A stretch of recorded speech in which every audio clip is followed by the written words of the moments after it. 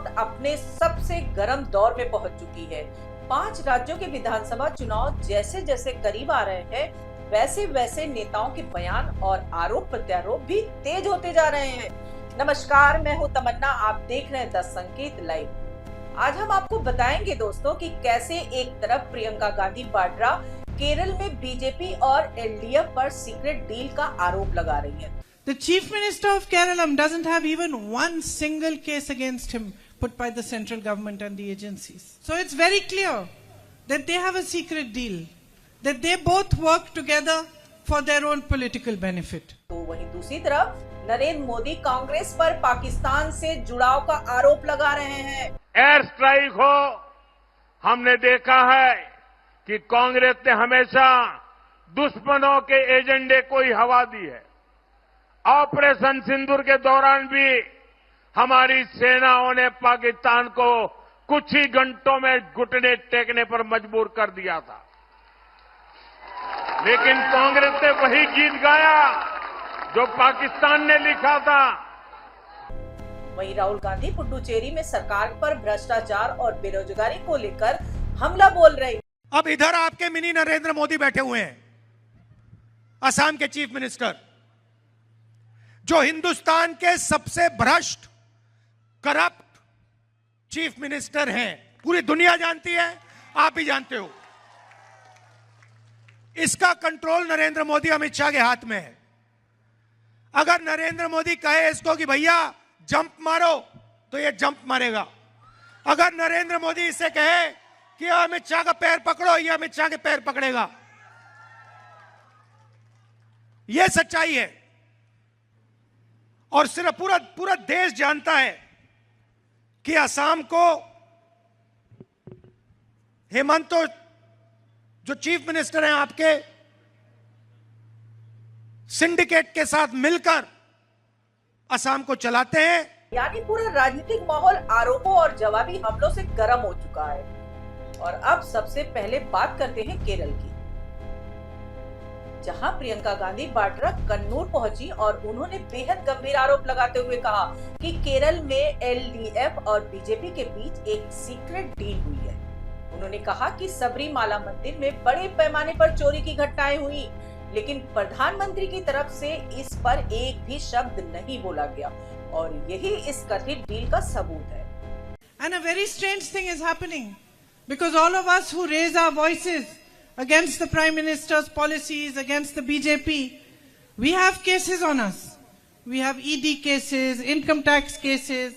Rahul ji, who used to be your MP before me, has so many cases. He has to travel all around India, go to courts and appear in courts.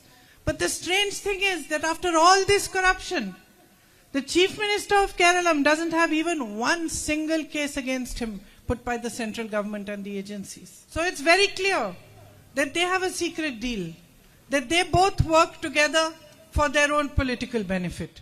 अब ये आरोप इसलिए भी महत्वपूर्ण हो जाता है क्योंकि केरल में आमतौर पर बीजेपी और एलडीएफ को राजनीतिक विरोधी माना जाता है और ऐसे में इस तरह का आरोप चुनावी रणनीति को पूरी तरह बदल सकता है। वहीं दूसरी तरफ असम में नरेंद्र मोदी ने कांग्रेस पर सीधा हमला बोलते हुए कहा कि कांग्रेस वही गीत गाती है जो पाकिस्तान लिखता है। एक परिवार भी रहते हैं। असम के वीरों ने देश के लिए अनेक बलिदान दिए, लेकिन कांग्रेस मोदी को नीचा दिखाने के लिए सेना के शौर्य को भी गाली देती है। सर्जिकल स्ट्राइक हो, एयर स्ट्राइक हो, हमने देखा है कि कांग्रेस ने हमेशा दुश्मनों के एजेंडे को ही हवा दी है। ऑपरेशन सिंदूर के दौरान भी हमारी सेनाओं ने पाकिस्तान को कुछ ही घंटों में घुटने टेकने पर मजबूर कर दिया था, लेकिन कांग्रेस ने वही गीत गाया जो पाकिस्तान ने लिखा था, जिसकी धुन पाकिस्तान ने तैयार की थी और जो पाकिस्तान को पसंद है। कांग्रेस नेताओं का ये पाकिस्तान कनेक्शन हमेशा देश पर भारी पड़ता है। साथियों, कांग्रेस ने हमारी फौज से कैसे विश्वासघात किया है, इसका एक उदाहरण वन रैंक वन पेंशन भी है। कांग्रेस ने मेरे फौजी भाइयों को दशकों तक ओआरओपी से वंचित रखा। कांग्रेस सिर्फ 500 करोड़ रुपए दिखाकर झूठ कहती थी कि ओआरओपी लागू करेगी। ये बीजेपी एनडीए सरकार है जिसने ओआरओपी का लाभ मेरे फौजी परिवारों को दिया और अब तक 1,24,000 करोड़ रुपए से ज्यादा यानी करीब करीब 1.25 लाख करोड़ रुपया ओआरओपी के पूर्व फौजियों को उनके खाते में जमा कर दिया गया है। उन्होंने कहा कि कांग्रेस नेताओं का पाकिस्तान कनेक्शन हमेशा देश के लिए नुकसानदायक रहा है और ये सिर्फ एक आरोप नहीं बल्कि राष्ट्रवाद के मुद्दे को चुनावी केंद्र में लाने की कोशिश भी है। उन्होंने आगे कहा कि असम में एनडीए की जीत की हैट्रिक लगेगी और कांग्रेस की हार की सेंचुरी पूरी होगी। मैं आपके उत्साह, ये उमंग और हमें आशीर्वाद देने के लिए आए हैं, मैं फिर से आपको प्रणाम करता हूं। असम की जनता ने इस बार 2 काम पक्के कर लिए हैं। एक, असम में बीजेपी एनडीए सरकार की हैट्रिक लगेगी और दूसरा काम क्या है करने वाले, पता है आपको? पता है? मैं बताता हूं।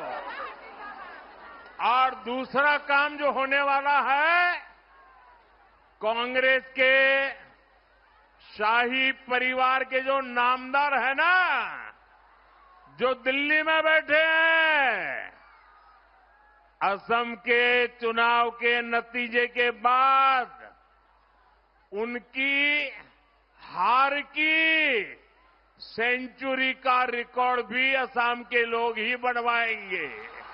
अब अगर हम इस बयान को समझे तो ये साफ है कि बीजेपी इस चुनाव को विकास और राष्ट्रवाद दोनों के मुद्दों पर लड़ना चाहती है। वहीं प्रधानमंत्री मोदी ने अपने भाषण में असम के विकास का भी जिक्र किया। उन्होंने कहा कि बीजेपी एनडीए सरकार असम को चाय और चिप दोनों का पावर हब बना रही है। उन्होंने बताया कि अब असम सिर्फ चाय के लिए नहीं बल्कि सेमीकंडक्टर इंडस्ट्री के लिए भी जाना जाएगा।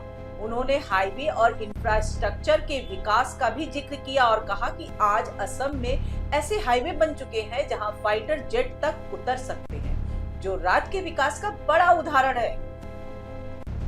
इसके अलावा उन्होंने कांग्रेस पर आरोप लगाया कि उसने किसानों और आदिवासियों की जमीन घुसपैठियों को दे दी थी, जबकि बीजेपी सरकार ने उन्हें वापस दिलाया और लाखों परिवारों को जमीन के पट्टे दिए।